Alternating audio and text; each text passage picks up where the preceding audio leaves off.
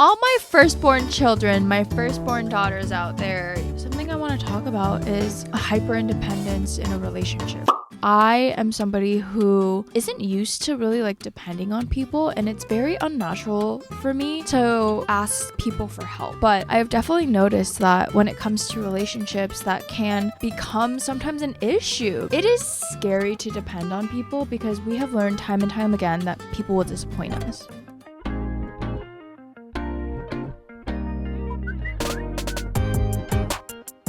Okay, Gogis, we are back in business. It's your girl HANAKATT, and we are back for yet another episode of BULGOGI Pod. It's been a while since we chit-chatted, so let's start things off with a little GT, girl talk, Kogi talk. What have I been up to? So let's start at... I went to Colorado a couple weeks ago, and it was for my cousin's wedding, and so I was able to just like see all my cousins. We hung out, ate lots of good food. When I feel like, I don't know if it's just you guys or if it's just my family, but we just like, that's all we do together is we just eat. And so yeah, had lots of yummy Vietnamese food, Korean food, lots of home cooked meals. And then this past week ran an 8K, which let's get a little review on. So this was the Griffith Park 8K, and then also it's the relay. And so how the relay works is like literally you have like a 4-person team or whatever, and I can't do 26 divided by 4 because it's not, it's a little bit over 6, and you like have a baton and you toss it around and you do all that good stuff. Did not participate in that, but I did do the 8K with some of my church friends, and it was so fun. Did I suffer for the first 40 minutes? Absolutely. But I did beat my goal. So my goal time was 1 hour, 20 minutes. Honestly, I texted my friends and I was like, put my goal as just finishing the race. Because y'all know I'm trying to not hate cardio, and so I feel like a part of that is just like having very like chill expectations, you know. And so I was just like, let me just try to finish.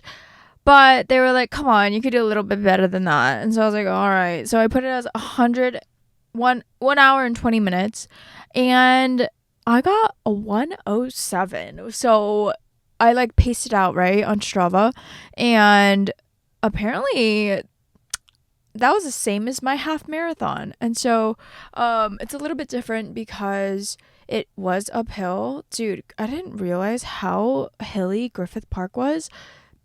It was really hard. Climbing up that hill, I was just running in place for the first 40 minutes. I'm so serious. Like literally I was like finding my pace group, right? You kind of like start running and then you start running with the people next to you, and it was just the grandmas. It was just me and the Gmons, and we were just hanging out chilling. And so I've been doing that, and then what else? This past week I've just been hanging out with my grandparents a lot, and it's been very nice. I feel like my Korean is getting better, so that's a plus. But no, actually I just been spending some more time with them, taking them lunch. I put them on to kimbap from Kaju Market. If you guys live in LA K-Town, let's do a battle of the kimbap cheaps, because my favorite is Kaju Kimbap in Kaju Market, which is California Market. If you guys just like walk to the back left of the store, then it's right there. And I like I think it's chamchi, which is tuna. If I'm pronouncing that wrong, somebody correct me. But yeah, that's my favorite. And then I tried their diet kimbap because I was like, let's see what it's like without rice and just like egg. Not good. Not my vibe. If you're like trying to like watch your carb intake, sure, but I'm not trying to do all that. So yeah, I've been doing that, and then just like in a good mood. Life is good, guys. I just feel like, I guess like I've been doing a lot of reflection and just realizing that like what's meant for you will come in due time, right? Like I think I'm just like so used to not getting my expectations met and kind of getting frustrated, right? Like with career and dating and even like friendships, like I feel like there was a point in the last like few years where like I would struggle with like kind of one of those things. And right now, like where I'm at, I'm just like very, very content and happy. Like, I look at the friendships that I've built over the last like, 4, 5, 10 years.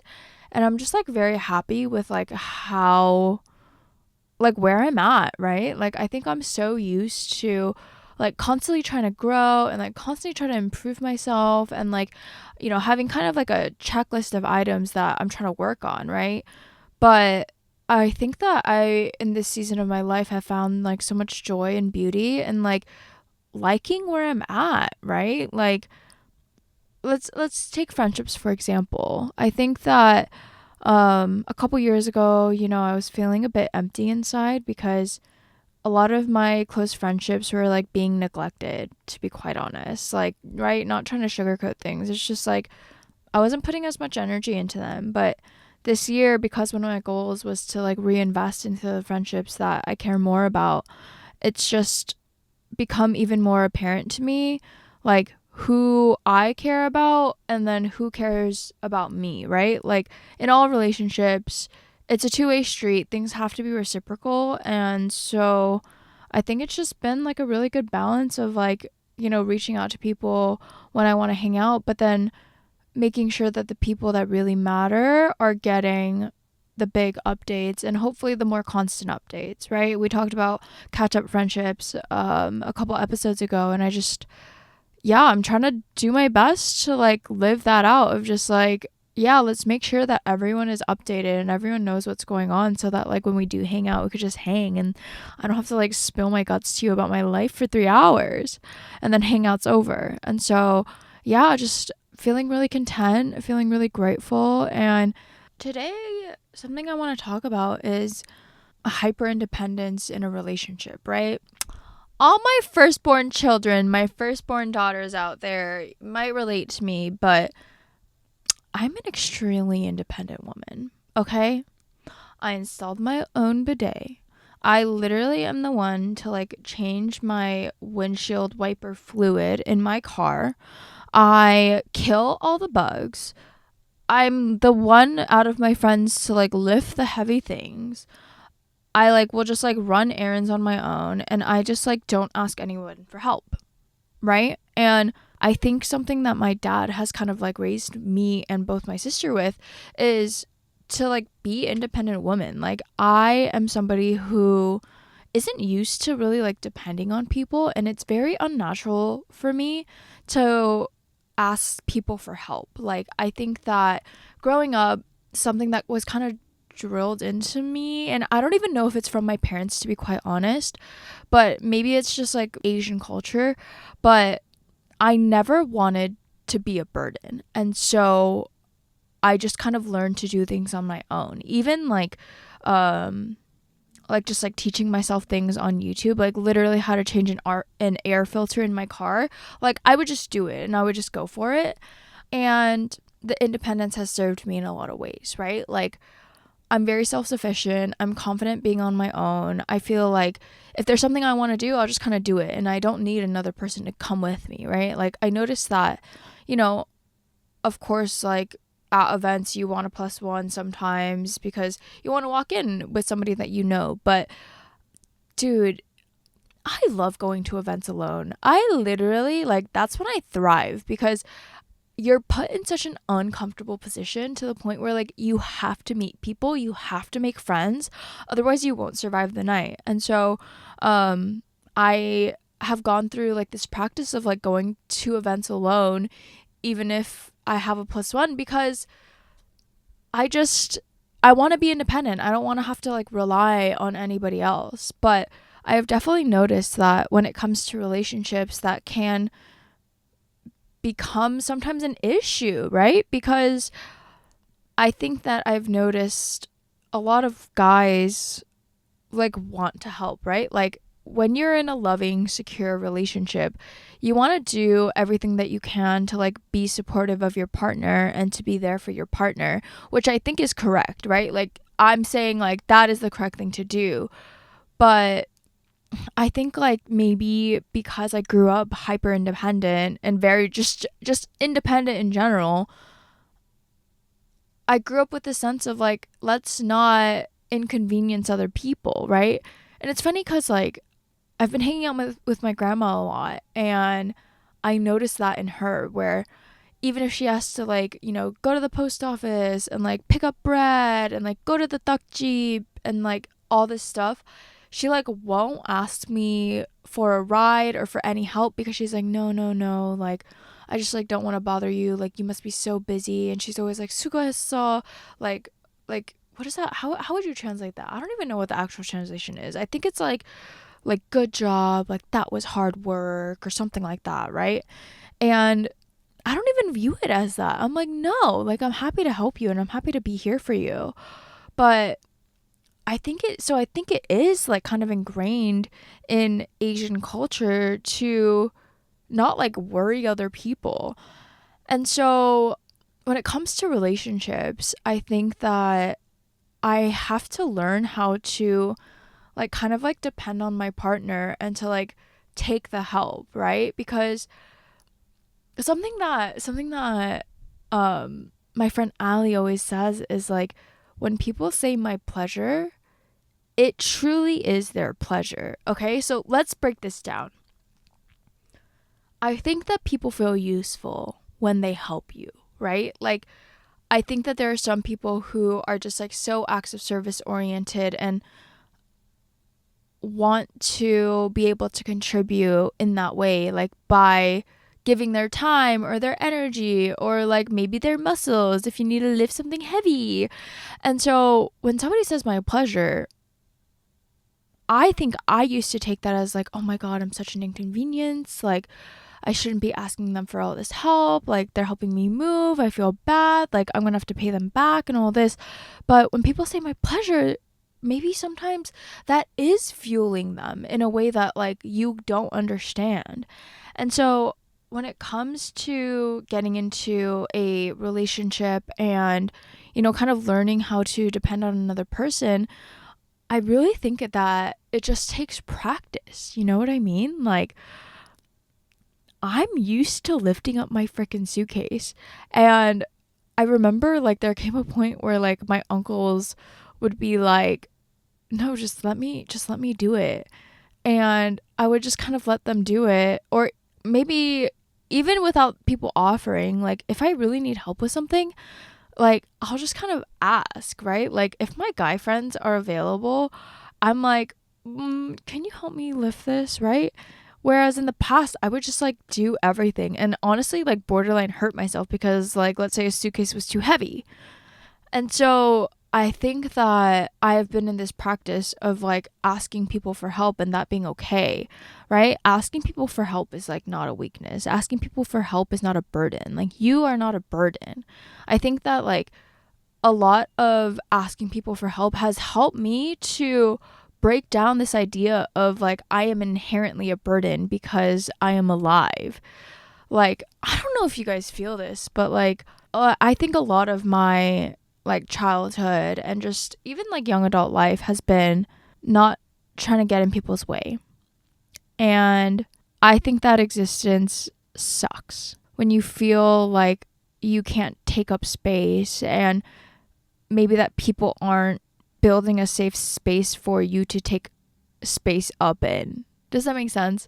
And so I think that as I've like grown into myself and kind of found my voice, it's made it so that I'm less afraid of voicing my opinions and potentially being an inconvenience, because I would hope that the people around you and the community that you've built allows you to ask for your needs without making you feel a type of way. I think we all know those people who are maybe a little bit on the lazier side or maybe are a little bit on the more like selfish side where they'll just kind of like look out for themselves and like no one else, right? Like I've been on dates where, oh my God, guys, I'm not remembering if I ever told this story.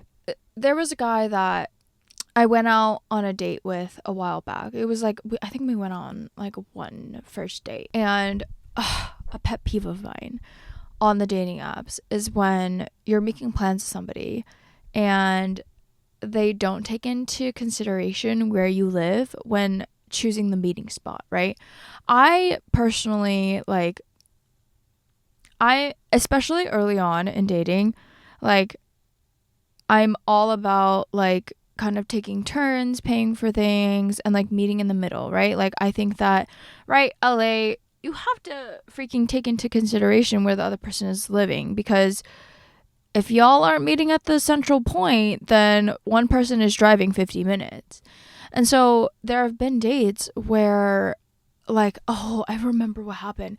This guy, he lived, like, north of LA, and he had chosen a spot north of LA. I didn't know where he lived at the time, and he never asked me where I lived, right? And so I was just like, okay, like, yeah, sure, we'll get ice cream. And so I drove like 40 minutes, and when I got there, like, I was like, oh, like, how are you, whatever, whatever. I was like, oh, where are you coming from? Was like, the traffic bad, like, right, normal initial questions. And he goes, oh, I'm actually, like, really close, I walked here. And guys,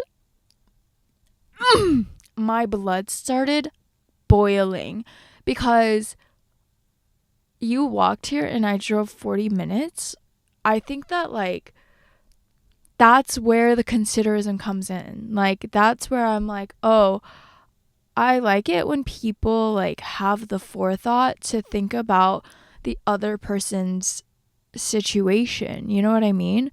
And so, like, it made it so that I think, like, obviously there are some hints and flags and conversation points where you take a mental note and you go, okay, if they're like this, then then this means that this, right? And so for me, this date in particular, I was going, okay, he didn't ask me, like, where I lived, and he lives really close to here.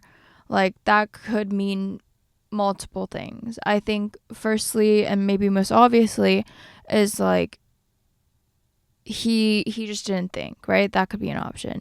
It could also mean, like, he didn't care, right? Which is obviously the worst option, because, like, if someone doesn't care enough to ask you where you're coming from or where you live so that they can choose a midpoint, like, you don't need to come to me. Like, that's not the reason, like, you're asking, right? It's so that we can meet in the middle. Like, again, this is Los Angeles. And so I was like, okay, maybe he doesn't care. And then thirdly, if it's by their place, then, like, what are y'all trying to do? Like, are you gonna be like, oh, we should, I live super close, like, we should just go there? Then I'm like, oh, heck no. Like, literally, I'm not about that life. And so I think that in those situations where people aren't being considerate and aren't being generous is when I feel like it's not a safe space to rely upon somebody, right? Like, I think that being considerate is, like, kind of the bare minimum, right? Like, hell, the floor is in hell. We all know this. This has been established. But at the very least, I want somebody who thinks about my situation and how far I'm driving and, like, how far they're driving in relation to that. And I think that, like, because of that initial impression of, like, oh, they either didn't care or, like, didn't have just, like, the forethought, it makes it so that the date is no longer at neutral. It's at neutral bad. My brain, once again, it's gonna snowball a little bit. And if you're not being considerate for the very first date when supposedly you're on your best behavior, then who says that you're going to be considerate of me and my time and my energy down the line, right? Like, I think that this may be slippery slope fallacy, but, like, it's just too easy to be like, oh, like, let's just do what's convenient for me. Let's just eat what's convenient for me. Like, let's do the things that I want to do, but I'm not going to take into consideration anything that you want to do, right? So I think it's, like, those, like, early signs that let you know if the other person is creating a safe environment for you to be dependent on them, right? Because I think that psychoanalyzing the hyper independence a little bit, I think it's because I'm scared, right?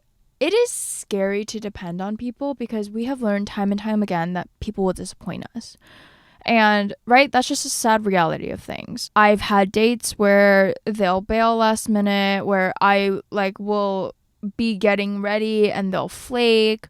I've actually never gone on a date where like I get to the destination, like get to the venue and then they're not there. Like I've never been like stood up. But like that was definitely a fear of mine, right? And I think it's because when you depend on people, you're like placing a part of you and your heart in somebody's trust. And if they are not a trustworthy person, or if you don't know that they're a trustworthy person again, that's freaking scary, right? And especially for those of us who have been hurt, to depend on someone means potentially getting hurt again, right?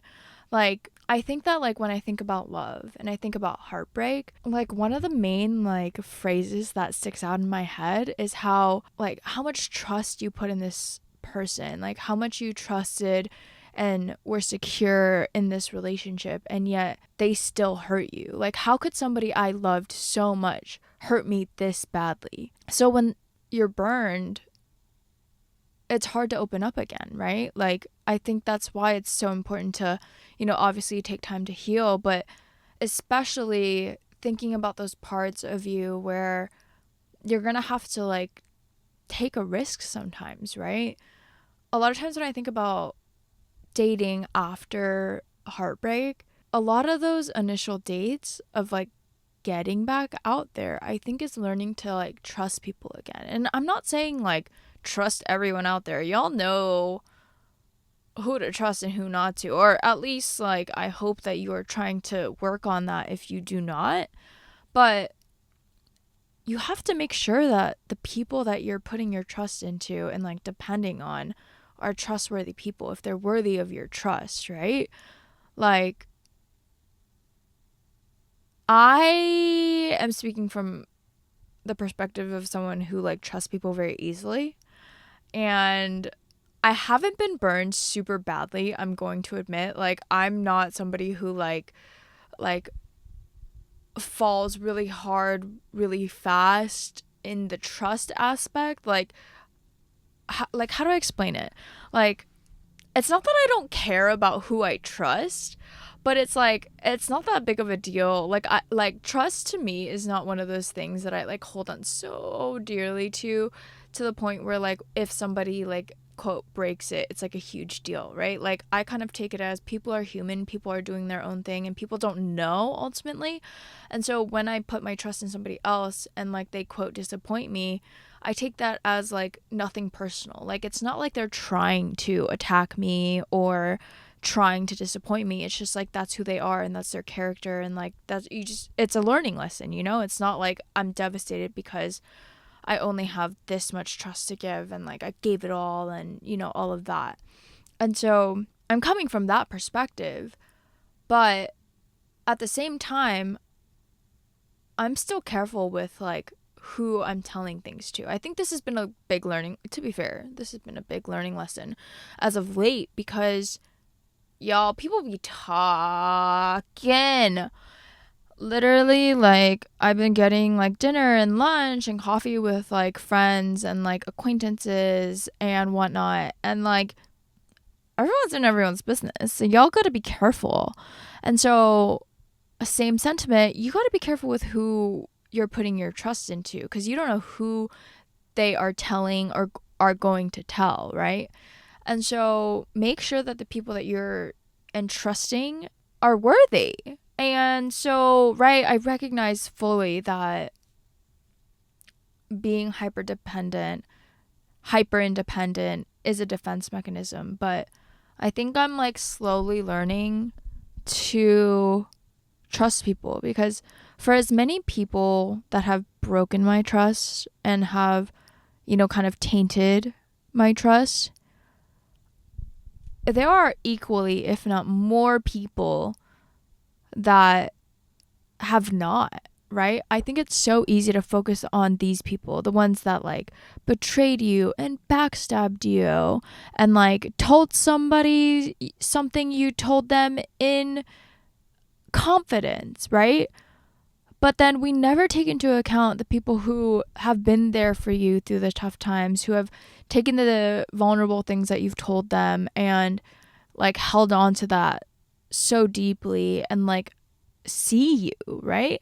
We never think about the good, right? It's always like focusing on the not so great experiences. And so I think this is also a time for you guys to reflect and realize that like not everything is horrible. Not everyone is going to break your trust. Like there are plenty examples of people who respect you and are trustworthy.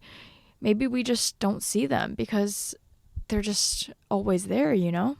But let's like kind of turn things on the flip side. Let's say that you're someone who is super dependent on their partner, is super dependent on their friends. I think that, right, the key to life is balance. And so in the same way, you got to be balanced, right?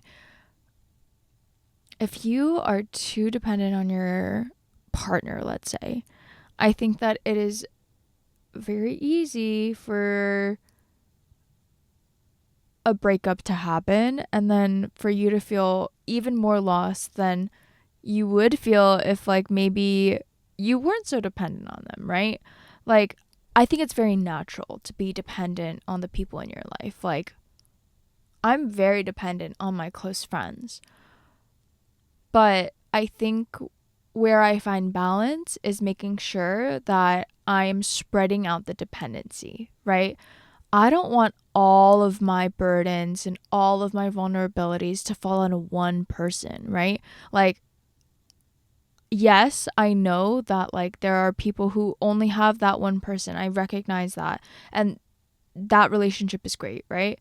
But me personally, it's not that I'm scared that like a friend is going to betray me or like, you know, I'm going to get broken up with or anything like that. It's not like, it's more so like for that person's like health sake, I don't want to dump everything onto them. Like I'm totally a fan of like let's tell everyone everything so that people's strengths can come out in their advice giving or their listening, right? Like kind of like diversify so that you have multiple perspectives. And then also continue even when you have your close-knit group of friends or partner or relationship or family or whoever you depend on, still practice being independent, right? Like simple freaking things like going out to eat alone, I think build like independency so well. I literally will go to my favorite meals. Like if I'm really craving something, I'll just kind of like go alone. And it's not even that like people aren't there to go with me. It's simply that I just don't ask because I think it's good to practice, right? Like whenever I'm kind of like going through this slump of like feeling like I don't want to do things if a friend can't go with me, I will literally just like be like, I need to go eat alone, right? It's kind of like, you know, when you like feel, for me, right? When I feel stressed, I'm like, I need to go to the gym. Like it's a very cause action type of thing. Catalyst action. It's a very cause and effect type thing, right? I'm stressed. I'm going to go to the gym. If I'm like, I feel too dependent on everyone around me and like I can't do things on my own, I'll go eat alone. It's very much cause effect. And so I'll literally take myself to, have you guys been to, You Know Me? It's like a hand roll place. And so I used to go to Kazu actually because I think that like bar seating just makes it kind of easy for you to like eat alone. Like it's a little bit less awkward than like eating at a table by yourself. But like literally like I'll either go to Kazu or You Know Me. It's YUNOMI hand roll. There's 2 locations, Culver City and downtown. Take your pick. I just don't like the parking in downtown. But I'll either go there or to Kazu and then literally just like take my time, try not to be on my phone. I just kind of sit in the restaurant and like let my eyes wander, like kind of people watch, look around and like see what's going on. And then like if I'm really, really like feeling it, I'll just go get dessert by myself. Like I've literally gone to the Cheesecake Factory by myself and just gotten a cheesecake. I was like, you know what? I'm just going to treat myself. It's just one of those days, right? So especially when I'm eating alone, it's kind of like I'll eat my favorite things because it's like a reward to me, right? Like very Pavlov's dogs of me, right? Like I think the last time I had cheesecake, my favorite cake, was like when I ate it alone. And so like maybe it's kind of like the girlies who go to the gym and like read their favorite book and they can only read when they go to the gym, and so that they're like doing the whole Pavlov's dogs like association trick. Like maybe do that where you can only eat your favorite dessert, or you can only go to your favorite place when you go alone, you know? And so I'll kind of do that so that I can like build in my independence. And then also like even with like errand running, I like never grew up running errands with people. Like I know my mom's like this cuz I remember like right whenever me, my sister and my mom would like go shopping, like let's say it's Black Friday and we're like, "Mom, let's go shopping." I remember she would never buy anything, right? And I was always like, "Why won't you buy anything?" She's like, "I'll just go alone sometime."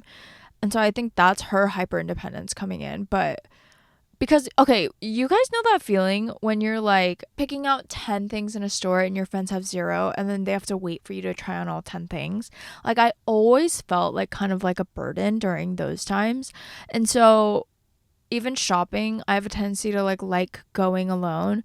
And like, so maybe that's where I need to find balance of like, okay, maybe I should practice like, you know, going with other people, right? It's really about analyzing what's going on in your head. Like, what are your thoughts behind the actions that you're doing? If for me, going shopping makes me feel like a burden and I want to work on feeling like a burden because I know I am not a burden, then let's go with other people. But if it's like, oh, I want to go to this place, but because my friend can't go, I'm not going to go, I will force myself to go, right? It's kind of working through and doing the opposite of what your conscious mind is telling you, right? And so this is when I think it's like building the mental resilience and having that inner dialogue with yourself of like, okay, I have this initial thought. What does that actually mean? What is that telling me about myself? And so, yeah, I guess all in all, like the main takeaway here is let's build balance, right? It is okay to depend on people. People are trustworthy. Sometimes they will break your trust, but we're human. Everyone is gonna like let somebody down at some point.